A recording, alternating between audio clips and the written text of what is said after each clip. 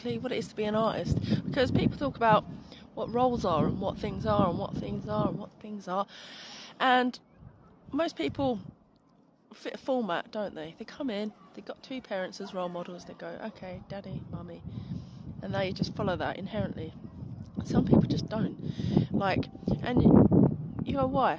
Oh, and in like strict cultures, that's just like punished. And this is what it comes down to, like religions and everything else. They punish that which does not follow. And then you create things like black sheeps or labels or people that become artists or things like that, because they just don't want to inherently plop out another one and make a mini-me and follow the structure, because they see the pain, the suffering, they see the tapestry, they see the matrix. The matrix is the matrix, which is basically, this is how I see it. A mind, a soul, comes in and goes, bosh. We get programmed from 1 to 7 predominantly, and we see the acceptance of weapons and wars and stuff like that. And my primary school never accepted it. It was primary programming 101. It's all propaganda and it's bullshit. And as I would pursue the arts, I realised that as a primary school with an arts council above everyone, they predominantly were programming us to be the kid that goes and plays in the traffic and has an opinion about it. Coming from a 2.4 square home where they don't smoke pot or anything like that, it's not in my nature to be that. But if my primary school from 1 to 7 gives me all its propaganda and the end of war, take like South Bank, it's all about the end of war festival and no more wars after World War II. That's my primary programming, right? So that's what I am. And so when I look at the matrix and everything else, I say it's the matrix. Industry is the matrix. Acceptance of newspapers perpetuating cycles is the matrix. Facilitating sadism and different ugly mentalities in humanity, that's the matrix, and that's what they do. And then what is it to be the artist? It's the person that goes knowing about, oh, no, I think I've got a purpose and a role and a teo and a reason to be here that's not your average. Now, black sheeps and all this stuff, they persecute homosexuality. What's the point? Because as somebody that is predominantly homosexually attracted to women, it's like that's a part of a teo.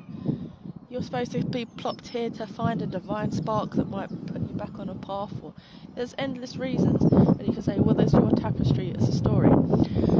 People, like, I grew up in the worst, well, not the worst obviously era, but it was all coming through as Adam and Eve, not Adam and Steve, Ricky Lake, rare. And it was like castrate them rather than put them in prison. And you had all sorts of commentary going on around the TV box, the goggle box when I was growing up. It was really pretty harsh and bad. And it's still talking about killing people for not, and stuff like that. It's pretty heinous. And you go, okay, so why do you attract the cursed? The curse. Well, French call it the curse. But then the French say, do anything in May. So they might have a homosexual experience just to tick it off a box and make it a curse for your English person. Because the programming, your matrix. So the more you're aware of like what your exterior environment is and what it's not, the more you overcome it and rise, so to speak, popping out of the fifth dimension. All these new terminologies that New Age people are using.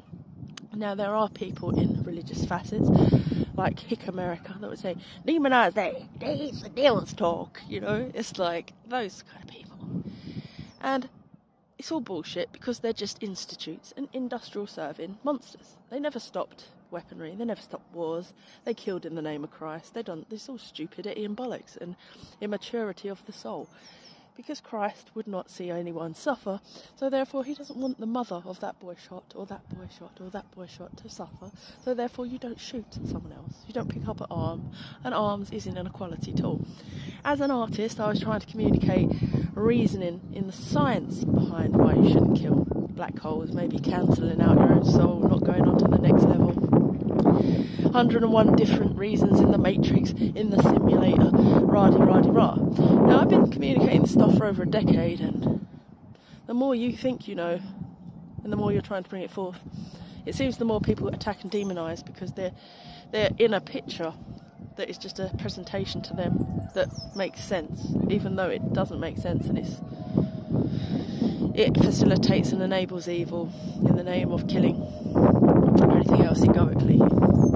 But they've been entertaining it forever and a day, and it all comes down to money forever and a day. 9/11 was probably an inside job. Man was wearing a watch that was always pointed 5 to 11, and it was just 9/11. And they built that set knowing that they were one day going to destroy that set, in my personal opinion, because people come into the pub with tarot cards with burning decks saying they're going to take down the monetary system. So one world orders and hip-hop culture and all these things. You can say what you like about it. People say conspiracy theory or nuthouse stuff is absolutely just the bona fide truth to you. It resonates with your soul as you're growing up and seeing these truths. And other people resonate with you and you go, yes, I know. I can see that and sense that. Institutionalized evil or masonry or Knights Templars connected to the banking system and the rise of the Bitcoin and the fact that you're so cut off from everything and you're sitting here talking on a TikTok or an app that is owned by somebody else or something else or something else, and I can sit here and talk like the most enlightened human being and say it's somebody else's money and they have governance over my whole identity in life because I'm just a person with a birth certificate that is owned. And that's the evolution of slavery. And there's 101 different glorious teachers out there. And they're not, I'd like to say that they're not endangered people, but I've been arrested for pretty much just talking my mind, let's be honest. Whether under the influence of alcohol or not, just talking my mind. I've spent in total 84 hours in a cell for just talking my mind. I mean, there was no crime committed. It was just misogynistic hate circles and whatever. It's a crime against me, but nobody's really bothered. They just allowed it. And I'm not going to be hung up as some next Christ figure just for being that clarity speaking. You'll get on with your life and pick up a weapon and kill people like you've got any reason to when the world raises its vibration and everybody rises and says, yes, oh yes, I've realised what this subconscious programming is. I've realised what the nature of my external environment and its effect on my soul when I'm harmonised with myself. And actually there's no allowing it because people are becoming very spiritual. And so basically I won't go over, I'll try to keep this to 10 minutes because I talk, once I start talking, time flies when you're having fun. I'm happiest when I'm talking. I was called chatterbox at primary school. I was trying to formulate sentences before I could even think or talk. But strangely enough, people like me, whatever, I'm a complex, I'm an erratic person and I lose my way, and I have done. And I find myself on a screen dependent on social media, which can be perceived as the oppressor when you expose yourself to a bigger society without the accolades of an agent or a person that can support you when you're slammed in a cell. I've only got my PA, which is my mum. Me and her kind of, it doesn't bode well to punish someone like myself who has just nothing but the best intentions and wants to employ her working class forced into background, and all the dots connecting the dots have provided me with a lot of solutions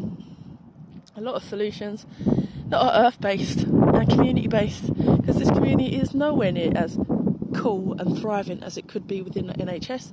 NHS is, yes, they're the foundation stone and people say they are it, but unless they embrace every ideology that can advance them, and I was happy to learn that they do embrace some alternative medicines from the East and other such things, and Reiki. I was happy to learn that they do embrace those things because they don't tackle the source of anything. They always apply the pharma, and we know this stuff. I mean, we all know this stuff, and it's becoming more transparent the more people are sharing. It's like, oh, something as bad oral hygiene can start a, bad case of gut bad health, and that can cause one triggering of arthritis, and your oral hygiene can just potentially, cause even heart disease. I mean, and that's like, some generations don't even go to the dentist, and it's like my mum's health, it would be probably glorified upon if she went to the dentist, but she doesn't go to the dentist. And you become aware of these things just as you live more and see more and more people and cases. But this stuff, like, it's just overlooked. If you go to a doctor, they just apply the bop. But so, we're all coming through, we're all coming to, and industry has always owned large parts of our cranium and loyalty, and it's about time people stop getting persecuted in cases like myself where you're just outspoken and applying new science and moving with the times onto the highest timeline. Amen.